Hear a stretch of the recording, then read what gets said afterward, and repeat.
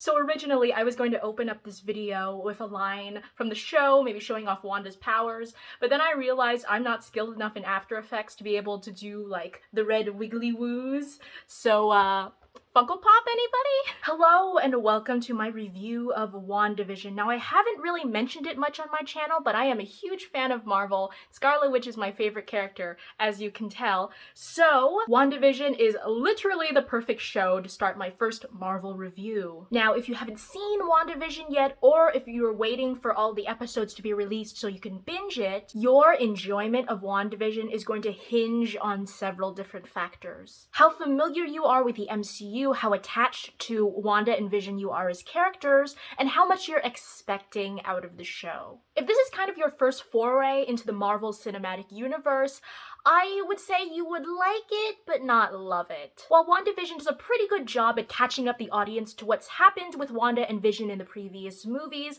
I think a lot of the emotional payoff is going to depend on how attached to these characters you already are. And considering that Wanda and Vision really only have screen time together in Infinity War, Civil War, and for like a second in Age of Ultron, if you're not somebody who watches every single Marvel movie or only watches Marvel movies that contain certain characters, it could have been really easy to miss Wanda and Vision's character development together. And I feel like people are going to feel the emotional impact of this show more if they're already familiar with their development from those previous movies. Doubly so if you're like me and you're aware of their, shall we say, turbulent history in the comics, although they are far from the worst example of a couple in Marvel history. Marvel couples just never seem to work out, it's a funny thing. But moving on to my second point of expectations about WandaVision, the Marvel Cinematic Universe has almost the same problem as Star Wars in that there is practically an entire cottage industry built up around speculating about what the wider implications are going to be with the release of a singular piece of media. And because there's so much speculation from so many different sources, it leaves a lot of room for disappointment, especially when something ends up being more self-contained and doesn't have as many broad, wide-reaching, universe-changing implications than what the audience might expect. So before I talk about the ending and why some people might be disappointed by the ending, I'm going to get into the actual execution of the show. So WandaVision starts out as a mystery and then fairly quickly transitions into more typical Marvel action fare. The last episode is basically a mini Marvel movie. Personally, I'm fine with the fact that they slowly drop the mystery element as the season goes on. Like I said, with the whole cottage industry built around speculating about Marvel properties, it was going to be hard to maintain the mystery up until the final episode. There were definitely people who basically had everything figured out by the first episode, and I feel that the mystery element of the show itself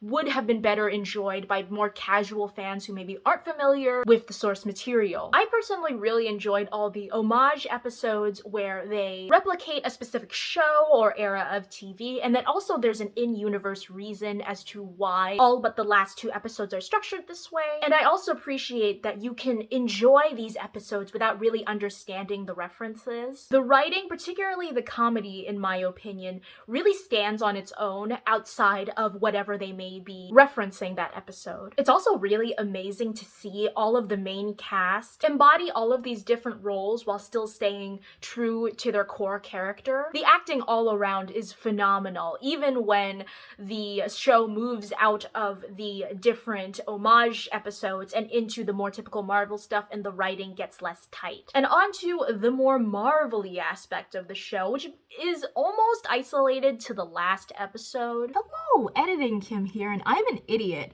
and I realize I didn't talk at all about the Monica B plot. Even though we have our sitcom parody WandaVision A plot, the Monica B plot kind of peppers in more typical Marvel action science banter to contrast against the comedic parody writing of the A plot. And this is basically Monica's superhero origin story as a B plot, which I like. I think Marvel Marvel has figured out at this point that even general audiences really know the ins and outs of the superhero origin story, and unless there's something more to layer on top of it, like the introduction of a new world or new key players, that a superhero origin story by itself can't really hold an entire A plot anymore. So I personally really enjoyed the Monica B plot, but if you're not a fan of that kind of Marvel witty banter with some sciencey stuff thrown in, it's not gonna be for you. All of the characters in that B plot have great chemistry together, and I hope they all get back together in the future, but like I said, if Marvel's not really your thing, it's not really gonna change your mind about Marvel. I hesitate to put the second to last episode in that same category of Marvel action shtick, because the second to last episode is more of a Wanda backstory episode and is also used to help audiences that maybe didn't watch the previous Avengers movies to catch them up on Wanda's backstory. But it still provides some further context for those who already watched the Avengers movies, and so it's not quite a filler episode either. But that particular episode, your enjoyment of it is really going to be hinged on how attached you are to Wanda as a character. Personally, you know, because Wanda is my favorite character, you know, the second to last episode I cried, but the last episode I sobbed. Like, full-on ugly cry, but I understand why not everybody would have that reaction, and I'm going to get to that now that we're at the final episode. So like I said, the last episode is basically a mini Marvel movie with Wanda squaring off against Agatha Harkness and Vision squaring off against, I think he's officially called White Vision in the MCU, but in the comics, a kind of like white evil version of Vision is known as Anti-Vision, which is a stupid name, and if they change it to anything else, I honestly wouldn't mind. I did like during the Vision White Vision battle that Vision talks his way out of a battle as opposed to punching his way out of a battle. Of course, you gotta have the punchy bit first, but as soon as the Vision versus Vision fighting starts to get kind of boring, that's when you get the Ship of Theseus philosophical argument, which ends up ending the battle, which is very true to Vision's character, both in the comics and what they've established in the Marvel Cinematic Universe. Vision in the comics has always been pacifist leaning. If memory serves, there's at least one version of Vision that's like a true pacifist. In the comics, it's kind of hard to make broad generalizations about characters because so many different writers have touched all of these different characters and given their different interpretation of them that it becomes harder and harder for a singular character to have a defined, definitive personality. But I definitely liked the conclusion of that storyline and how it was resolved through Vision's logic. Now moving on to the Scarlet Witch Agatha Harkness battle, which was a little less tightly written. So I've been talking a lot about emotional payoffs and how much conclusions will have emotional impact. And that's because from my experience, Marvel has always been more interested in the emotional impact of something as opposed to how much that conclusion logically makes sense. In my view, keeping the logic of superheroes, however much you can maintain that, has always been more of DC's thing as opposed to Marvel. But depending on the writer, not even really DC can get that right. The sun is not down yet, but the heat is on. So I personally didn't mind that the magic system that Wanda and Agatha Harkness have doesn't really make sense. Other than the setup and payoff of the runes negating other witches' magic, there really aren't any rules in this magic system. And to be fair, they didn't really have time to set up the rules of this magic system, considering the reveal that this is really just magic and not some scientific space technology thing really only comes in the second to last episode. So because I think the writers were more concerned about the emotionality of the finale as opposed to making the magic make any kind of sense, if you're somebody who really likes kind of solid magic systems that have set rules, the finale is probably going to frustrate you a little bit. For example, the scene where Wanda traps Agatha in the illusion in the finale, but then Agatha turns the illusion on her,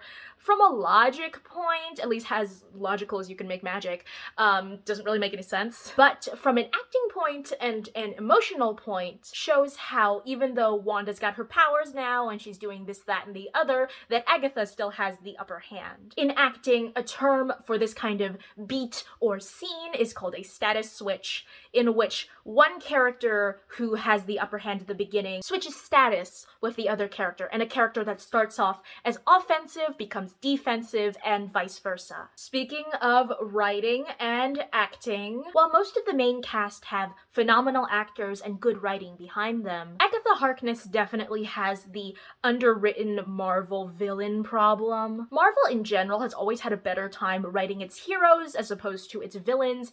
Agatha Harkness actually has the upper hand on a lot of other Marvel villains in that her backstory scene is given visually as opposed to most other Marvel villains, in that their one tragic backstory scene is usually given in a very short monologue, usually towards the very end. So other than the scene I talked about earlier, in which Wanda traps Agatha in that illusion, particularly in the finale episode, Agatha is treated more as an obstacle as opposed to an actual character, which is the thing with most Marvel villains other than maybe Loki. But Kathryn Hahn and her acting really do elevate the role. I would compare her the most to Cate Blanchett as Hela, in that their acting really takes what otherwise would be a fairly forgettable Marvel villain role to another level. So another reason why people might be disappointed with the ending of WandaVision is that there kind of both are and are not wider implications for the wider MCU. It confirms that yes,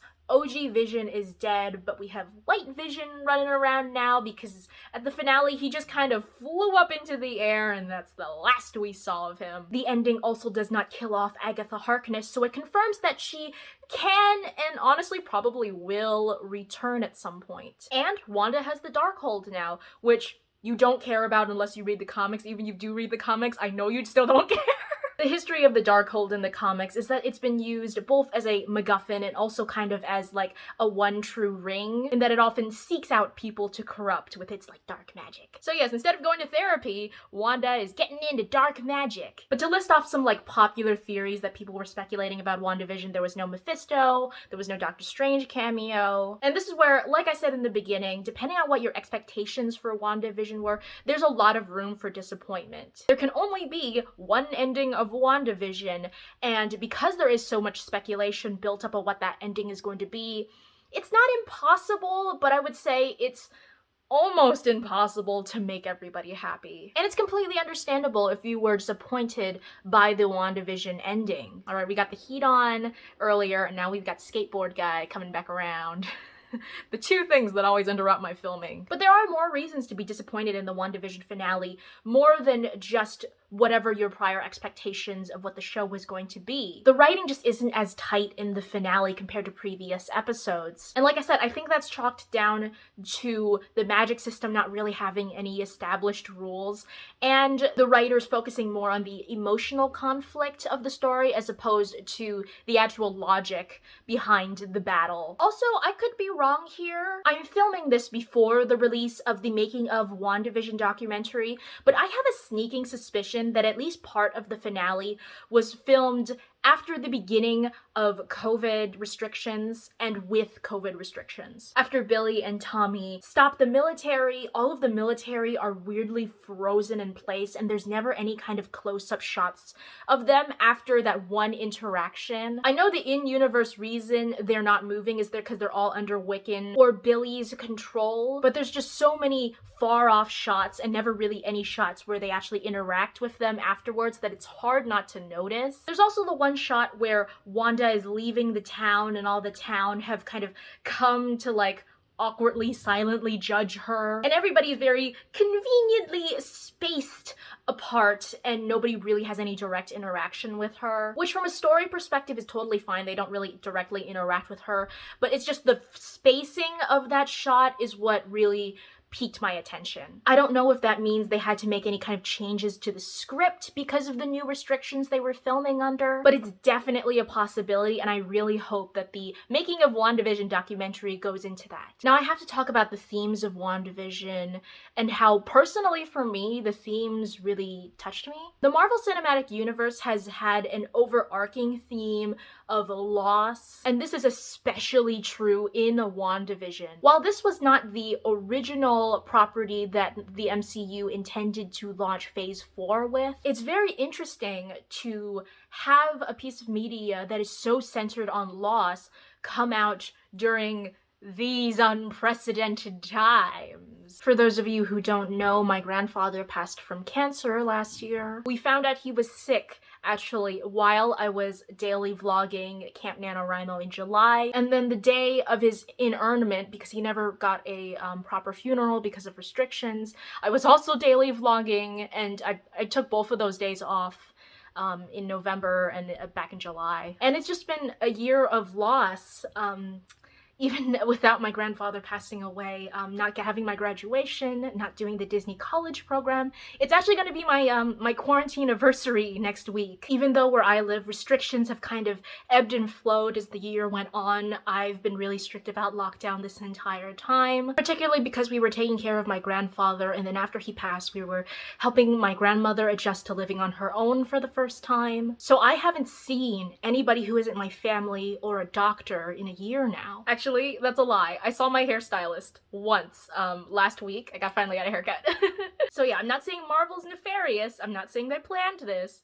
But wow, what timing. So overall, I loved WandaVision, but your enjoyment is going to vary widely depending on how attached to these characters you are, what you were expecting out of WandaVision, and how much you just like Marvel in general. I was actually surprised how many new people WandaVision has kind of pulled into the MCU hype, including myself a little bit. I remember watching Endgame and feeling a little burned out on the MCU. Maybe that's because I was one of those people who was making an effort to see all of the Marvel movies, but I don't know if it was the themes of WandaVision or the fact that WandaVision is about my favorite character, the Scarlet Witch. But yeah, WandaVision has really got me hyped for the MCU again. And after taking, what, like a year and a half break, they're really gonna start rolling it out like they used to, because Falcon and the Winter Soldier is in like a week and a half from now, and you bet I'll be reviewing that too. But until then, thank you so much for watching, and I will see you next time. Ooh, but before I go, let me show you